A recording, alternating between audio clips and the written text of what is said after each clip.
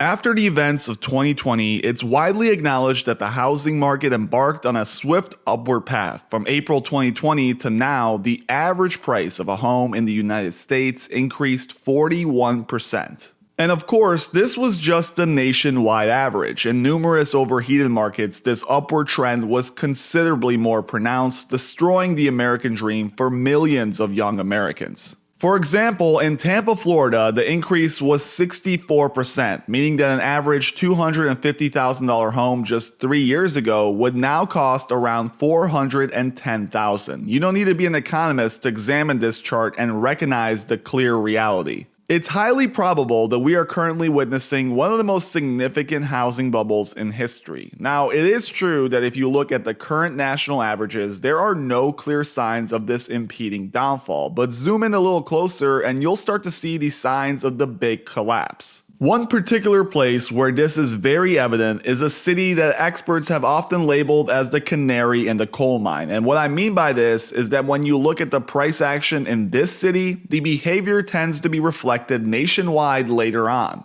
Even during the last economic downturn in 2008, we observed a similar pattern. Certain cities acted like early indicators, giving us a glimpse of what was about to happen in the broader real estate market. Take, for example, Las Vegas and Miami. In July 2006, these cities started showing signs of trouble. By the following summer, Miami's housing market had dropped by almost 7%, with Las Vegas not far behind. Meanwhile, the national housing prices had only gone down by 1.8%. If you were keeping an eye on those two cities, you could see the writing on the wall. As time went on, the rest of the country experienced a housing crash similar to what had already happened in these two cities. The reason I bring this up is that we're already seeing this unfold this time around as well, except this time it's not likely Vegas or Miami. It's a city that nobody would have guessed. And before I reveal it, I would love for you to take just 2 seconds to hit that like and subscribe button if you're enjoying the video thus far. Every like is a massive boost for the channel, so please give it a thumbs up so we can move on and reveal the canary in the coal mine. Now back to what I was saying.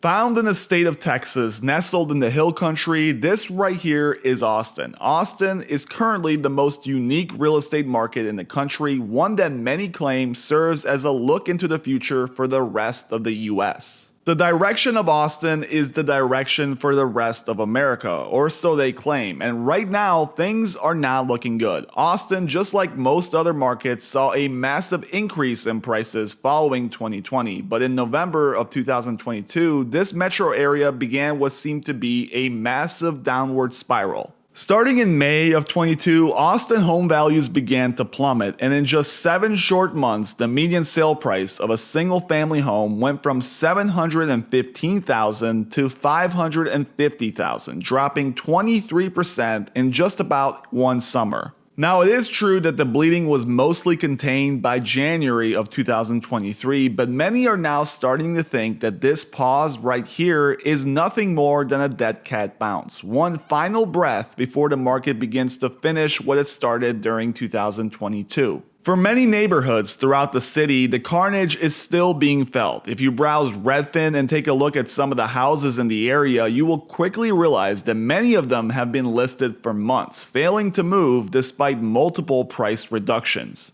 Take, for example, this beautiful move-in ready townhome listed back in March of this year for $1.5 million. It sat on the market for over 3 months with 0 offers before the sellers decided to move the price down, reducing it by $50,000. Despite this incentive, the home still failed to draw buyers, and since that date, it has been reduced 7 times, most recently last week. Now the price is $1,165,000, nearly 24% cheaper than what it was originally listed for, and yet we still have no idea if this is enough. The Austin market in many areas is in complete freefall even to this day. Price cuts, which are typically viewed as a forward-looking indicator, are skyrocketing, with over 44% of all listings in the city forced to drop prices. This is up from a record low of 4.6% in February of 2021. And the roller coaster doesn't seem to be stopping here. Even if we look at other evidence, the future doesn't seem too bright. On Twitter, you have Austin real estate developers claiming that the 78704 area code, one of the most popular in the city, is experiencing a complete disaster. They claim that in August of 21, the zip code had 89 active listings and 81 sold. The next year, 185 active, 55 sold. This year, it's 268 active and 40 sold.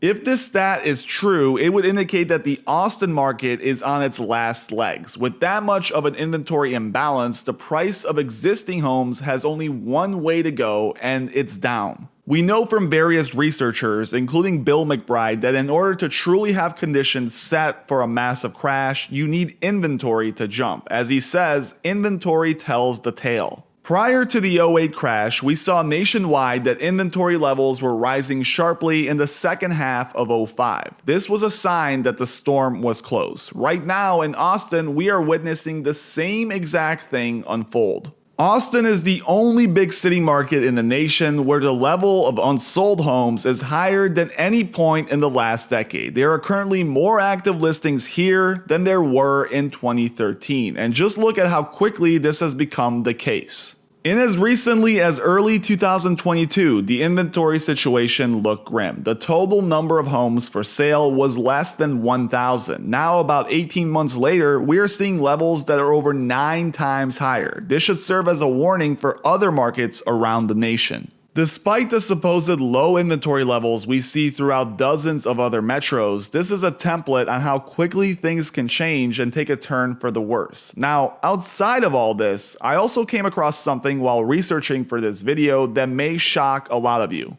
Austin might be in even worse shape than what's being publicly shared. This is not a conspiracy, just a bizarre detail I uncovered. You see, we all know that all of this data regarding Austin and most other markets throughout the US is outdated. It takes months for a sale of a home to go through all the proper channels and eventually get reported into some database hosted by Redfin, Zillow, or any of these big data providers. This is just a natural reality that is mostly unavoidable in the real estate world. When I talk about median prices, for example, I talk about this stat right here, and even as Redfin reports it, these are median prices from August, and most likely, if you really dig into it, you'll see that most of this data that is supposedly reported as August is sales that may have taken place in July. By the time someone accepts an offer to the time that it's reported to the county auditor and then picked up by the prop tech company, it can be as long as 2 months. Now, this is no surprise. We already knew this. What is shocking though is that in Austin right now, every single final price is hidden. I'm not even sure how Redfin gets the most recent supposed sales data because I couldn't even find sale prices on the county auditor site. Every listing in the area is just labeled as an asterisk. As it turns out, the Austin Board of Realtors actually lobbied for a new policy relating to the display of closed prices. This was back in 2022, and since then, no IDX or VOW website displays this information. It's forbidden.